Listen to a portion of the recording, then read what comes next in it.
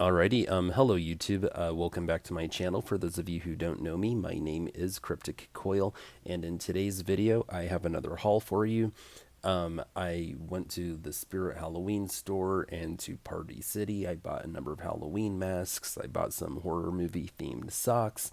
I also picked up a couple of DVDs, and it was just a couple of DVDs from the thrift store, and I also picked up a bunch of books from the thrift store. So I'll be showing you what I got. Alrighty, let's go ahead. Oh, actually, before I get started, so I actually filmed a video yesterday and I uploaded it, and then I took it down within the first minute or two that it was uploaded because I started to watch it once I uploaded it, and I made so many verbal faux pas. I was calling Leatherface Ghostface and vice versa, so, stupid things like that. I do that sometimes. I don't know why. I did that in a video not too long ago. I called R.L. Stein Christopher Pike, or Christopher Pike R.L. Stein, whichever it was.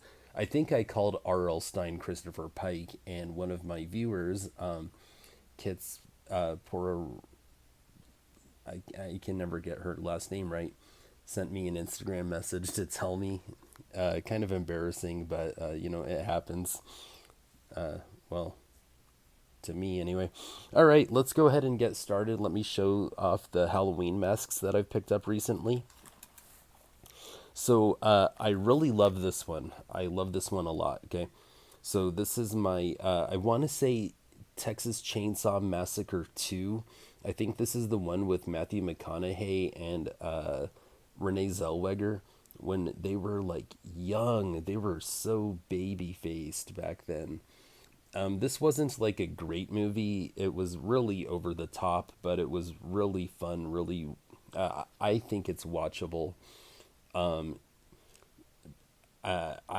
really liked that one. I mean, just because I could have fun with it, but I think that they made like Leatherface kind of a drag queen. If you notice, like he's got the blue eyeshadow, he's got blush, lipstick. I think that this is a really cool mask, so I really wanted it.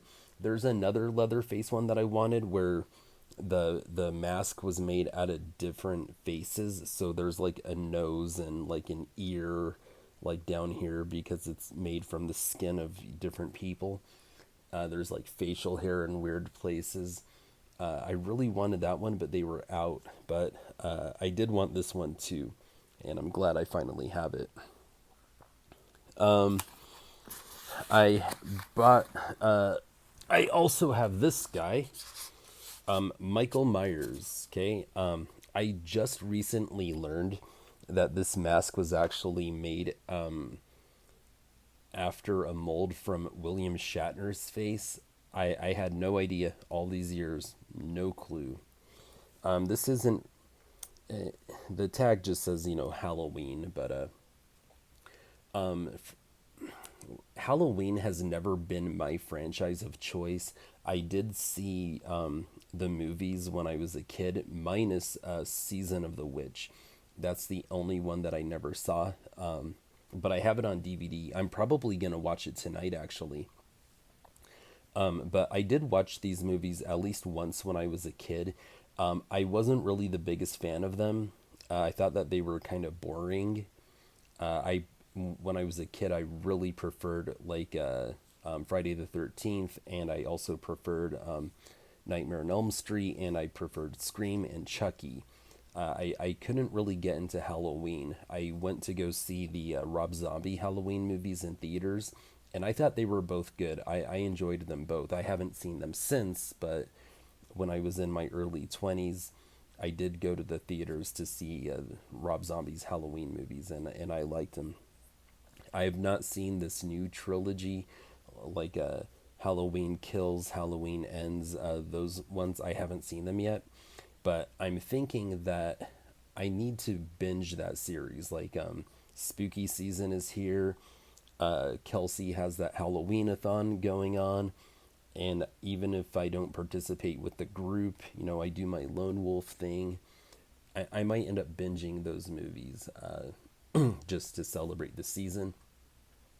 even though Halloween was never really my franchise, the reason why I bought this mask though was because when we were kids, my little brother actually went as Michael Myers for Halloween once, um, and he had a really similar mask. Pretty much the exact same thing. Uh, so I just bought it just kind of in memory of him. It just felt like the right thing to do for some reason. All right. The next mask that I have, and whenever I show photos of these, because I have them on, like styrofoam heads and barber shop or, barber school mannequin heads that I buy from thrift stores. And I have these masks on top of the bookshelves in my living room. Whenever I show my friends and coworkers photos of them, they all say that this is the scariest one, and I agree. This Pennywise mask is just, it's eerie. I mean, look at that smile, and what the eyes do to the smile. It's eerie. It's creepy. I love it. Okay, so this was a cool one. Oh, I picked this one up from Party City, not the Halloween Spirit Store, and it's wow. I just noticed some details in the mask, like some of the cracks. I just kind of noticed that. Anyway, I picked this up from Party City, not Spirit, and it was on sale. I got it for like $25, which is like a steal. That's like a really really good price for these things. So this one was really cool. I was really happy about that. Do I have one more? I do. I do have one more. Oh no, hang on. So at this time, I only have one more Halloween mask to show you, and this is a Friday the 13th mask. Um, and this one's really cool. I saw it last year. It was last year that I got the idea that I should start collecting these things.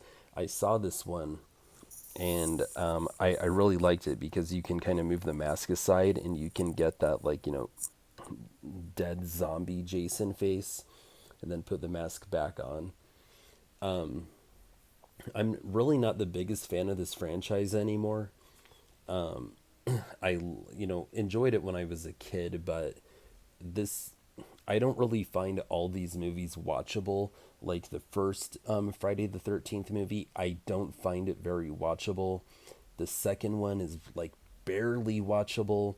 There's a few in the franchise that I enjoy. I enjoyed the ones with Tommy Jarvis. I can have some fun with Jason Goes to Hell.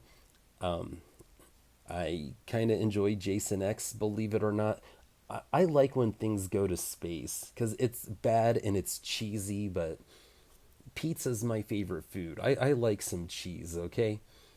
But yeah, not the biggest fan of this franchise, but I have seen the movies, and I like Jason. I think he's a cool character, and I really wanted this mask last year. I was really glad that I finally have it. There's a few more masks that I want, but this is the last one that I have to show you. I don't have a mannequin head for it. I pick them up from thrift stores whenever I can, but I haven't found any in the last couple of weeks. I used my last one on Pennywise and Michael Myers and Leatherface. So, um, all right. Well, that's it for the Halloween masks. Let's see. Where are my socks? Okay, so I also bought some horror movie themed socks. I picked up a 5 pack of these like no show socks, and they're ghost face ones. So I picked up these ones, and I think these are cool, but I don't really like wearing white socks. I think that on guys they look really lame. Uh, I think that these ones are cool. They're really simple, but I love them. These are weird. I don't know what's going on with this. Like, why is there taxi cab checkers on these ghost face socks? Uh, I mean, it doesn't bother me, but I'm like, what am I missing? And I'm trying to remember, like, I thought at first, was it Scream 2 where Sydney and her friend had to crawl over Ghostface's body after the crash when they were in the. It was a cop car, it wasn't a taxi. So I'm just trying to remember, like, why is there taxi checkers on there? And then I got these ones. These ones are pretty cool. And then there's one more pair of no show Scream Ghostface socks, and it's just, pretty simple but cool. Then I bought these. These are Jeepers Creepers socks, and I've already bought like a number of pairs of what is it? Nightmare on Elm Street socks. And I bought them from the Spirit Halloween store, and what I like is that I don't know if you can see that, but there's arch support, and arch support is like really important to me when buying socks. And I absolutely love my Nightmare on Elm Street socks. I'm actually wearing them right now. Yeah, I mean they're pretty cool.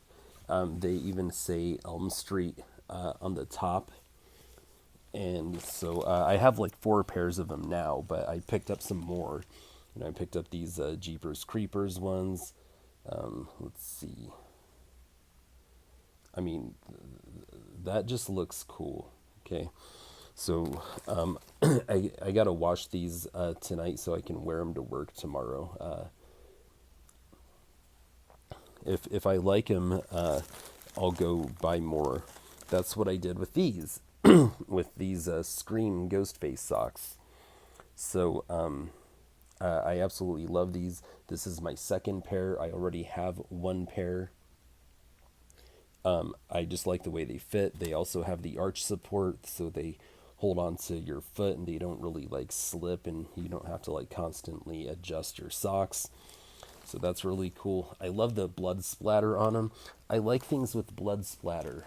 As some of you guys know, I sanded down a guitar, painted it white, threw red paint on it to make it look blood splattered.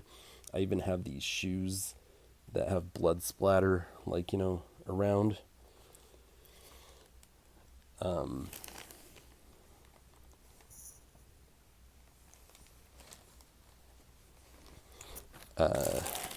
And then I got one more pair of socks. I got these Child's Play Good Guy socks. These are really cool. They also have the arch support, so I like them a lot. Let's see. Yeah, so that's it. I bought some really cool, fun socks. Can't wait to wear them. All right. So now let's go ahead and just get into the DVDs that I picked up. I didn't pick up that many.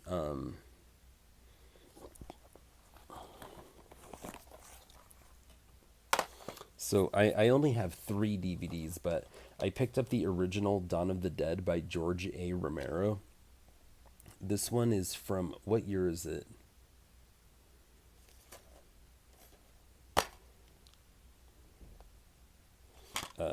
Let's see. I mean, this has got to be like, what, 70s? It is not 2004.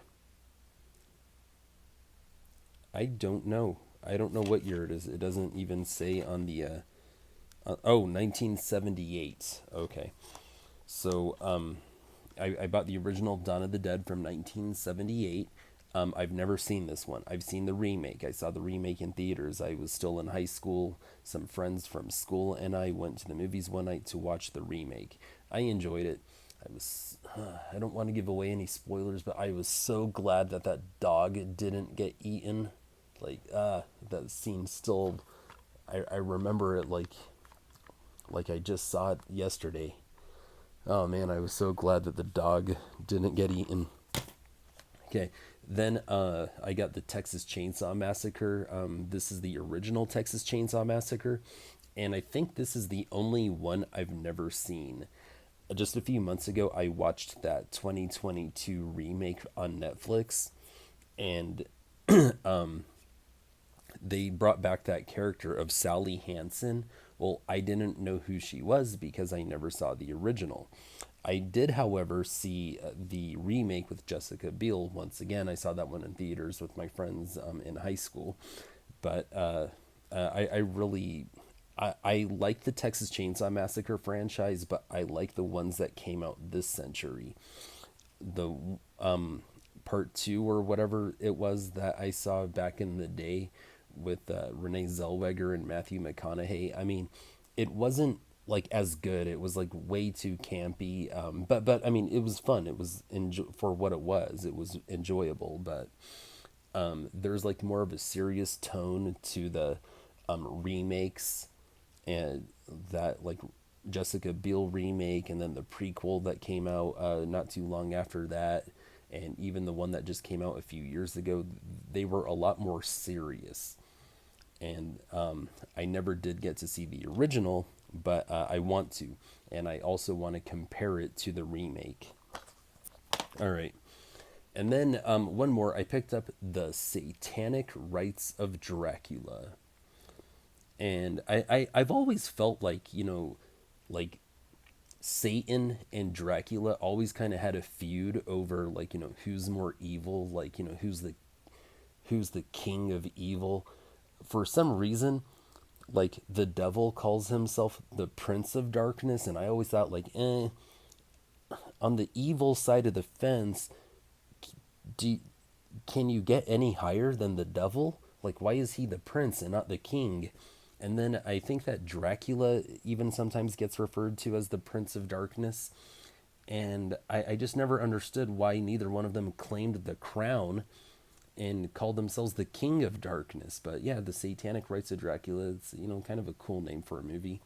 I don't know if I have this one already. I might have it in one of those collection videos, or one of those DVD collections that I have. But this one has Christopher Lee as Dracula and Peter Cushing, and it's been a while since I've seen a good vampire film. It's been a while since I've seen a good Dracula film, so I look forward to watching that. All right, so that's it for the DVDs. Now let's go ahead and get into the books. And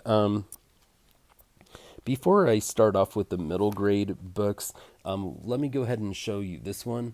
This one is the autobiography of Stone Cold Steve Austin.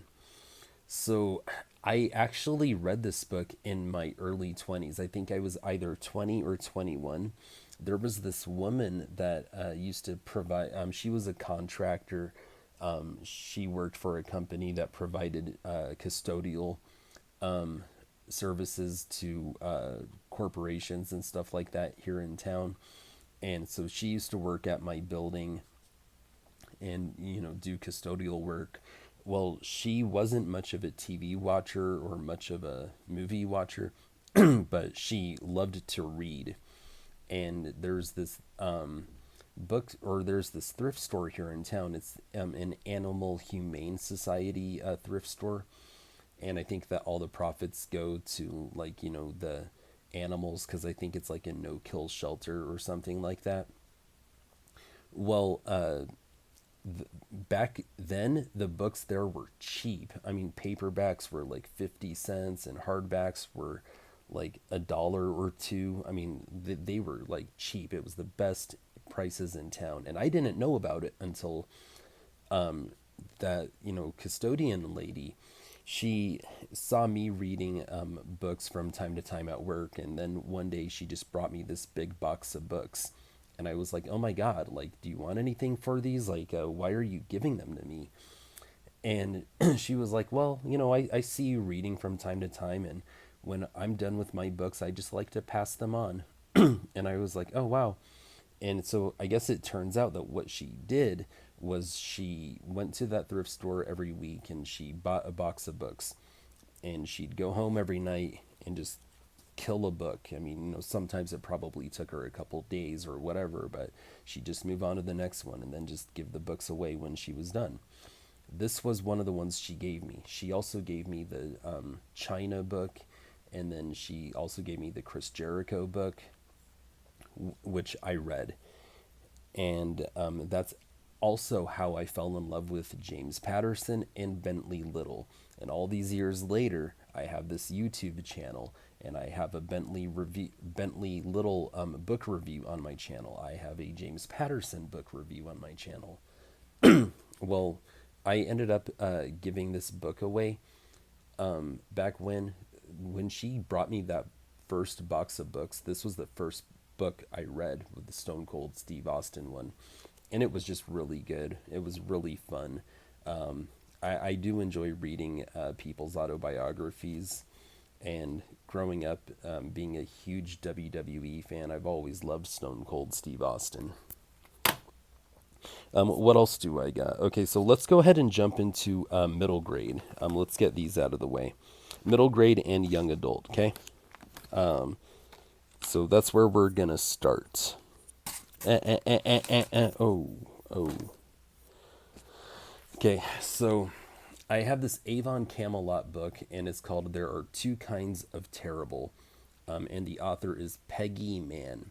And look at that cover. I mean, this is a very telling cover. I love it when, a photo can tell a story, and the picture that we see on this cover really tells a story. You have this, young boy sitting on his bed, clearly feeling sad about something. And then right outside his bedroom window, you see these other kids playing baseball in the yard, or a nearby field, or whatever the case is. And they're having fun, but he's not out there with them. He's sitting on his bed feeling sad. I mean, that's just a really compelling picture. Oh, and he's got a cast on his arm too. So let's go ahead and read the summary on back. Oh wait, there's not exactly a tagline, but there's like a description on the cover. It reads, "A moving story of a boy who loses the one person he loves most in the world." And the synopsis on back reads, there are two kinds of terrible. The first kind of terrible can happen to anyone, like when I broke my arm at the beginning of my summer vacation. I thought that was the worst thing that could have happened to me, but it wasn't. I found out about the second kind of terrible when my mother went into the hospital for tests. She called me every day after school, and I began to wonder if she would ever come home. That's when the second kind of terrible hit me. I was sad in a way that seemed to have no end. I turned to the only person who could help me, someone I had never really depended on, my father. So that sounds like a really interesting story, actually. This book is from 1977, and this printing is from 1979. So either way, I mean, this book is like almost a decade older than me, and it's in really good condition. I mean, it's a little warped, but other than that, the cover is still pretty. The spine is still good, holding onto the pages. Some child did write their name. Looks like they were practicing their signature on the inner cover, but oh well. Another middle grade book that I have is The Adventures of the Bailey School Kids, number 49. I have a video up on my channel where I show off my entire collection of these books. This is one that I was missing, and this one is number 49 in the series. It's titled Werewolves Don't Run for President. And look at that cover. So this guy was like the camp counselor in one of the earlier books, and apparently he's running for president, and you have the kids like picketing for him or something, or campaigning for him. And one of them is holding up a sign that says "No school at night." And the kids are pretty convinced that this guy's a werewolf. The tagline on the front reads, "This is one hair-raising election." It's so cheesy. I love it. The synopsis on the back reads, "There are some pretty weird grown-ups living in Bailey City. But can one of the candidates running for president of the United States really be a werewolf? The Bailey School kids are going to find out. The adults in the crowd cheered again, but not Melody, Liza, Howie, and Eddie. I can't believe people are buying this, Eddie said. I can't believe a werewolf might be the next president of the United States, Liza muttered under her breath. Mr. Youngblood's eyes flashed over the crowd. The wind whipped back his hair. He raised a hairy hand in the air, silencing the crowd. The truth is, I can't wait until I'm elected, he said. I want to start pushing for longer school days, right now, right here in Bailey City. Oh, wow. I wouldn't want him to be president either. Okay. That sounds like a fun one. So a few months ago in one of my, I think that I showcased this in a previous book haul, but this is a vintage Apple paperback. The author is Marie McSwiggan, and the title is Snow Treasure. And I actually found one of these, but it was like in mint condition. And then I found this one, and it's in pretty good condition, but it is a little beat up. I mean, it's got some problems here on the bottom of the spine and here on the top of the spine. There's a negligible little crease at the corner here on the back of the cover, but otherwise, I mean, it's still in good condition. The cover's holding on just fine. The spine is strong and holding on to the pages, which is my big thing. This book was copyrighted in 1942, and it looks like this was printed in 1958. So, I mean, this is a really, really old book. I wonder if that's accurate. Was it really printed in 1958? I doubt it. I doubt it. This has to be printed later than that. The cover price on it is $2.95. That's like 90s book prices. I don't know, it's weird. Anyway, I mean, whatever. If I feel like reading this book like this winter, this will be my reading copy because my other copy is like in mint condition and I don't want to mess that up. All right, so then I picked up this Carol Beach York book, and she's written a lot of like middle grade and young adult horror, or not like a lot, but she's written multiple books, horror books that are like young adult or middle grade in horror. This one is not horror. This one it seems like it's more silly. I mean, just look at this cover. You have these mice on the floor wearing people clothing. Mice don't wear clothing, let alone people clothing. And you have this like little girl on her hands and knees playing with the mice. And then all the grown-ups in the room freak out. They jump up, they knock over a table with a tea kettle on it. And this book is in like super, super good condition. I mean, it's, I just picked it up because it's another Carol Beach York book. This was copyrighted in 1968. So, I mean, this is a really old book. But again, the cover price is like a $2.25. I wonder if that was like an 80s price. I think that back then the minimum wage was like $4 an hour. So, I mean, this is like 3/4 of an hour's worth of pay, for a minimum wage job. So I highly doubt that this is actually from 1968. It might just be, this printing. I don't know. Then I picked up this book, and I just now realized, looking at it, it says sequel on the cover, but the title is called The Ghost and Mrs. Hobbs, and it's by Cynthia DeFelice. And it looks like this book is from 2003. I'm not going to bother reading the synopsis on back because if you haven't heard of it or heard of the first one or read the first one, you'll probably be lost. I'll probably be lost.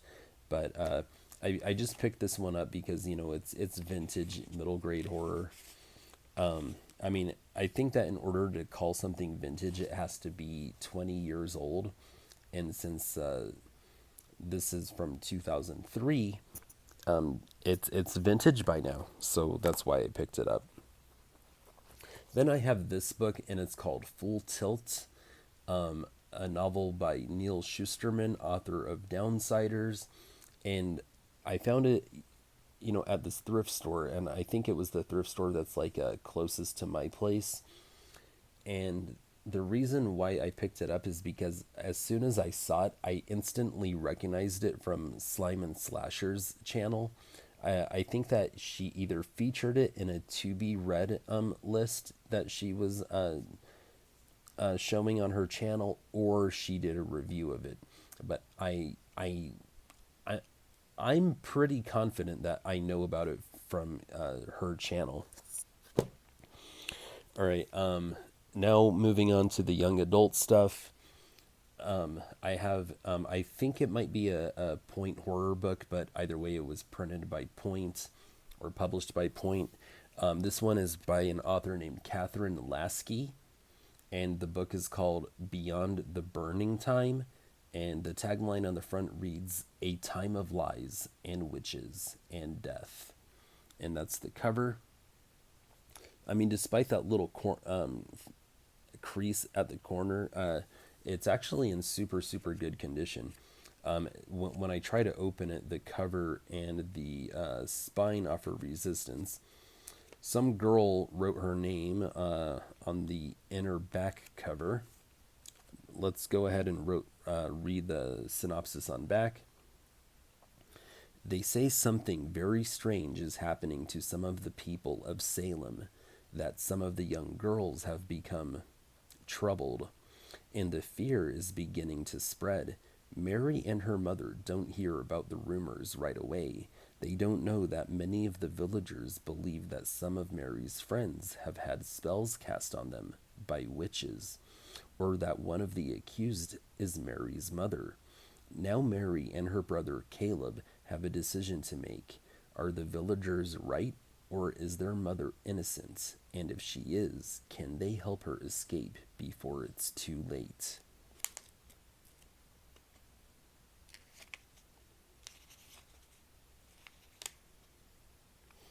And this one is from 1994. I don't know if this is horror or not, but that sounds like, it could be. It feels like it's adjacent to horror, if nothing else. Then I picked up this book by Caroline B. Cooney, and it's called 20 Pageants Later, and that's got a pretty cool looking cover. You have these three women, girls, whatever, who are clearly beauty pageant contestants, and that's a nice detail. The one in the middle in the red dress, she's got her fingers crossed behind her back. Uh, yeah, so let's go ahead and read the synopsis on back.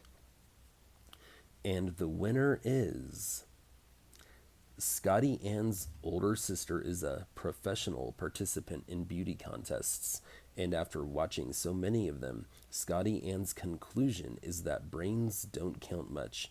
She wants nothing to do with what she considers the shallow, egotistical world of pageants until her school holds one. Scotty Ann is shocked to realize that she wants to win. After all, no one wants to be a runner-up.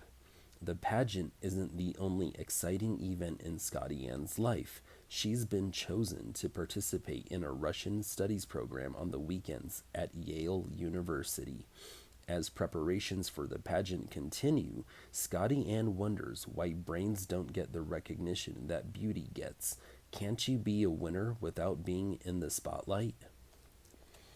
I mean, that sounds interesting. One of the best books I ever read in my life was The Face on the Milk Carton by this author, Caroline B. Cooney.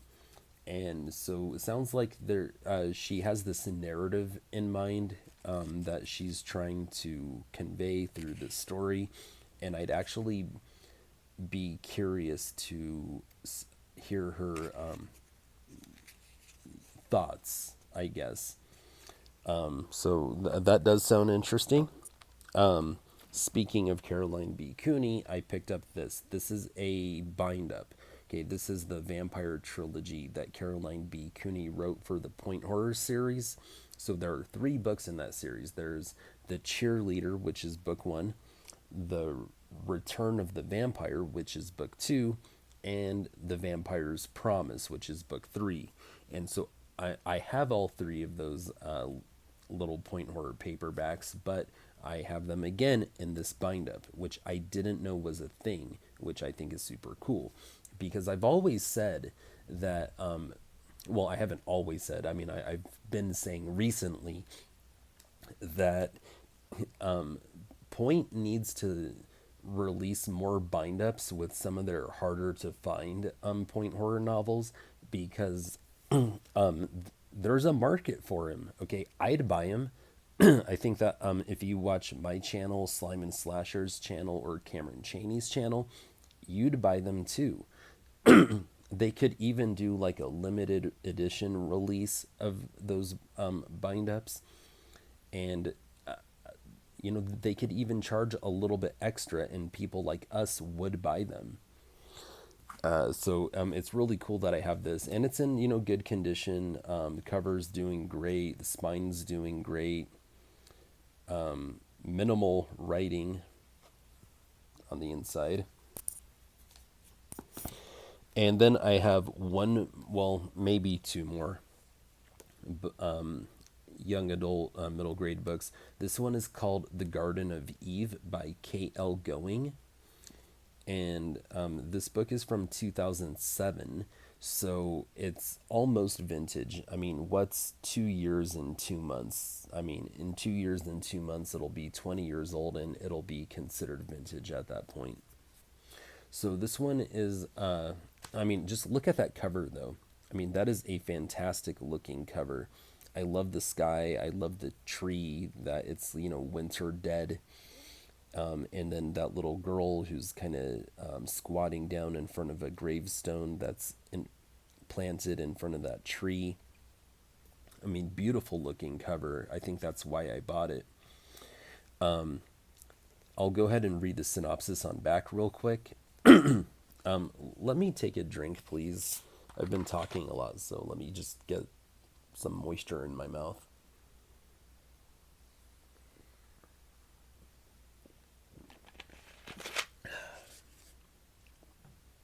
Alrighty. The synopsis on back reads: Evie doesn't believe in magic anymore. After all, if magic were real, her mom would still be alive. But when Evie moves to Beaumont, New York, where her father has bought a withered apple orchard that the townspeople whisper is cursed, she learns about a lost girl, receives a mysterious seed, and meets a boy who claims to be dead. Before long, Evie finds herself in the middle of a fairy tale, and this one is real. Okay. I mean, that sounds kind of interesting.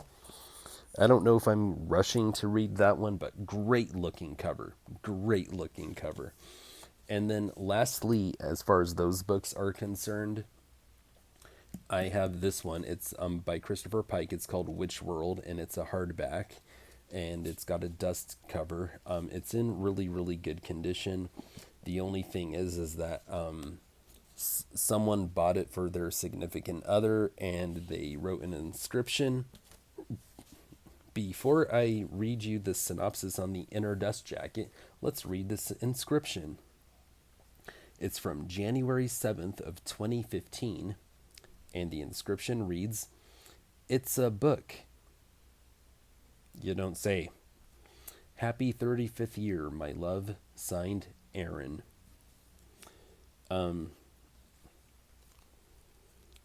I wonder why it ended up in getting donated to a thrift store. I wonder what happened. But, I mean, if she was he, I mean, whoever they were in 2015, if they were 35, that would make them 44 now. So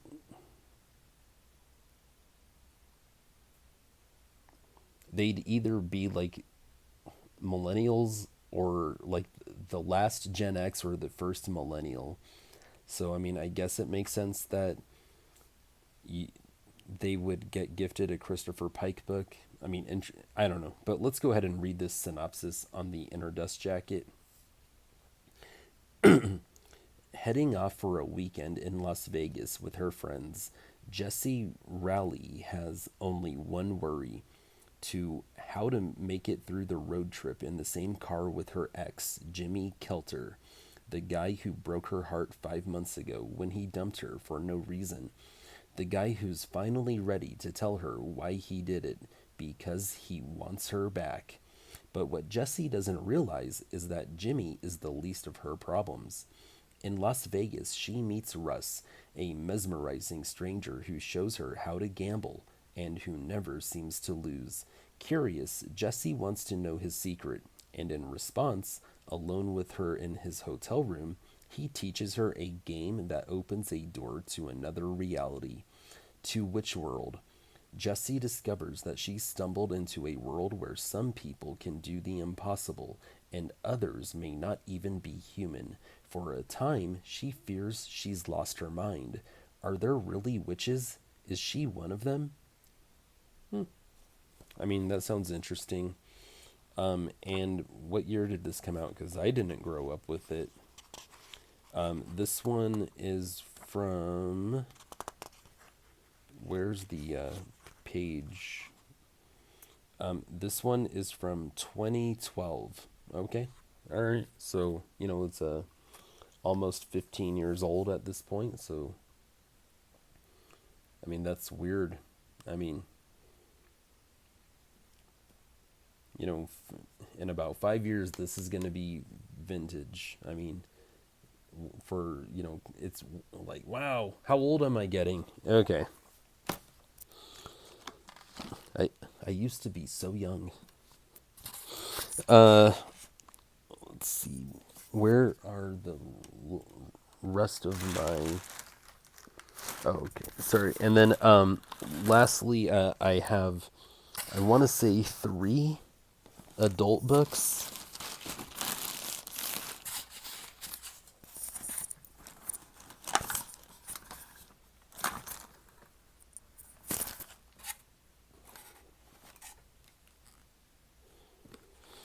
Yes, yes, yes, yes. Okay. So I have this one. Okay, this one is called The Vampire Tapestry. And it's written by someone named Susie McKee Charnas. And there's not exactly a synopsis on the back, nor is there a synopsis anywhere else. Oh, wow.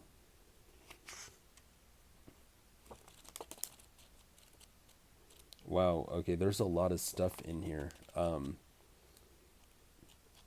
Like post-it notes and weird things. Okay, there's not a synopsis on the back, but there's like I guess endorsements. So let's go ahead and read these.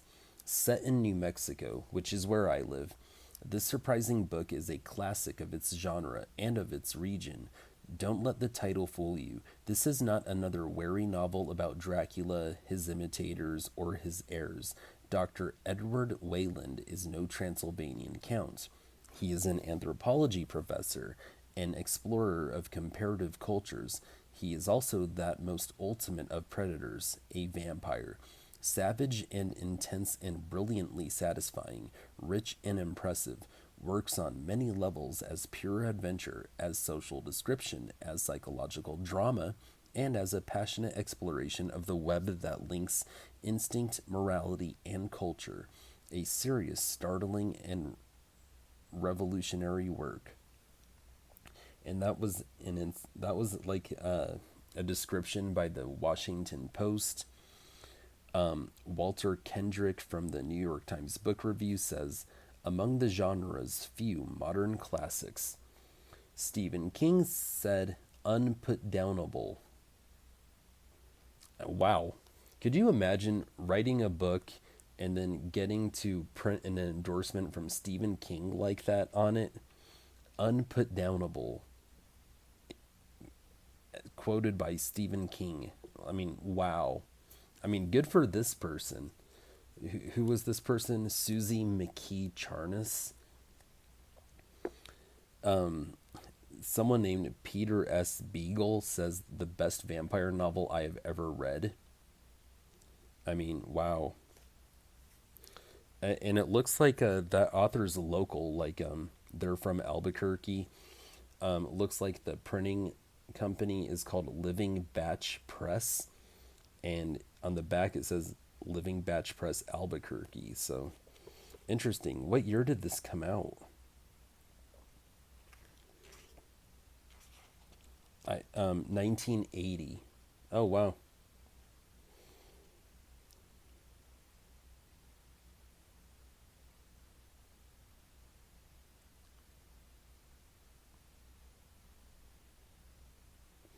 I can't read this person's handwriting, but the inscription says, "Oh, this is autographed. It's autographed by the author. It was autographed and inscribed to a Gabriel. And then there's these little papers on the inside that books by Susie McKee.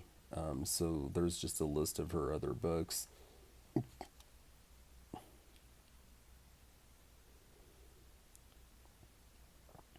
And then, oh, that's funny. This person has a list of books that they want to pick up, and one of them is by Chelsea Quinn Yarborough, and it's called Hotel Transylvania. I picked that one up not too long ago myself. Um,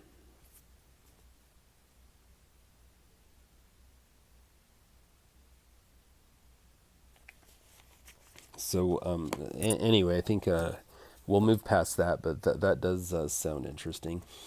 The last or second to last book that I picked up is a book by Shannon Drake, and it's called The Awakening. And I don't know much about this author. What I learned yesterday was that I guess this is technically considered romance.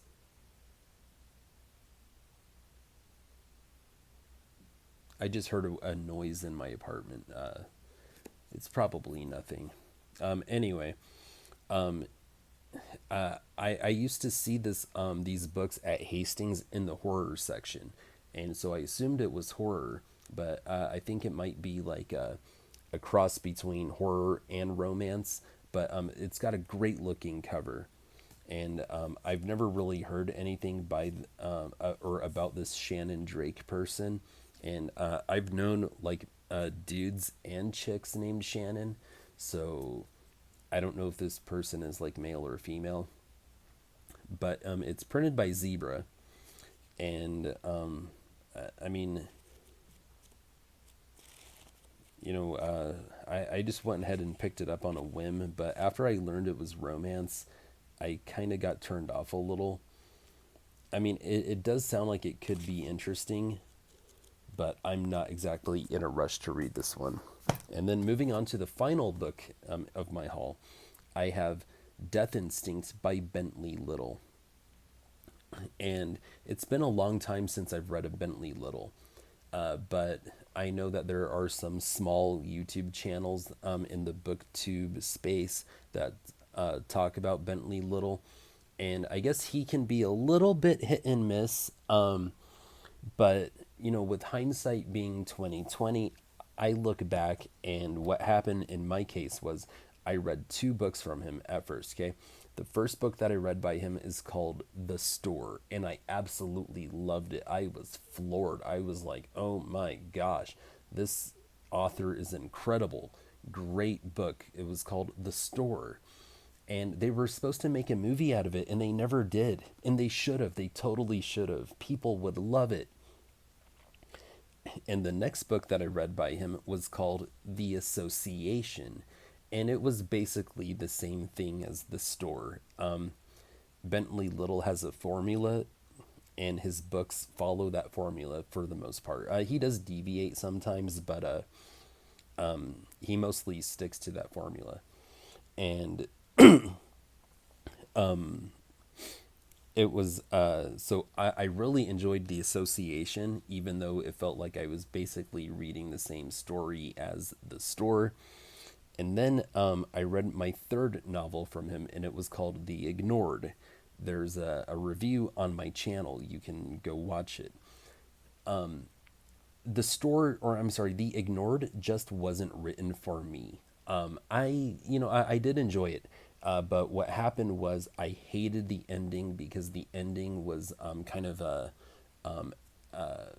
what's the word I'm looking for? Not abstract, ambiguous. It was an ambiguous ending. There wasn't really that much resolution or that much conclusion to the end. And if I would have gotten a more, conclusive ending, I would have been happy to read another 40, 50 pages. I don't like where he left it. And, and so that kind of turned me off for a long time. And I never really went back to Bentley Little. But in hindsight, I look back on that story and I think about the journey of getting towards that ending. I really enjoyed the story for the most part. I enjoyed the journey that I went on with those characters, or at least, you know, finding out what happened to them along the way, even though I wasn't satisfied with the ending. When I think about the other books that I've read by him, The Store and The Association, I feel like I'm finally ready to get some Bentley Little back in my life, and this one sounds like it's pretty good. So he wrote this under a pen name. Stephen King has Richard Bachman. Apparently, Bentley Little has Philip Emmons. And the tagline on the front reads, "Human nature can be an unspeakable thing." And it's called Death Instinct. Let's read the synopsis on back. Publishers Weekly gave him an endorsement that says, "Little possesses the uncanny ability to take everyday situations and turn them into nightmares." Yes, he does. And here's the synopsis. "It seems so strange that someone is living in the house across the street. Kathy was only 6 when the man who lived there killed his wife and himself. Kathy heard the screams. She saw the blood and the bodies.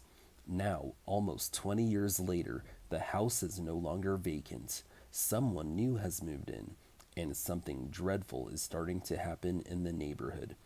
The first victim is found skinned alive in his home. The second in the middle of the street. Her spine snapped. And the body count is rising. A killer is on the loose, and the screams are starting again in the house across the street. Whatever's going on inside is a secret no one is supposed to know. But then again, Kathy has secrets of her own." That sounds good. And it looks like this book was printed in 1992, I guess under the Philip Emmons name, and this printing is from 2006. And it's in really good condition. The cover looks great. The cover's holding on perfectly. The spine is holding onto the pages perfectly. So this is in excellent condition. And if I am ready to read another Bentley Little novel, I might go with this one. I know I have a few others in my collection that I haven't read, but this one right here sounds pretty good. I really like that last sentence on the back in the synopsis. But then again, Kathy has secrets of her own. It's like, oh, I want to know what it is now. But yeah, that's it. This video's pretty long. Sorry about that. But I hope you had fun. I hope you enjoyed my haul. As always, guys, thank you for watching. I honestly think I have the coolest audience. Horns up. Peace out.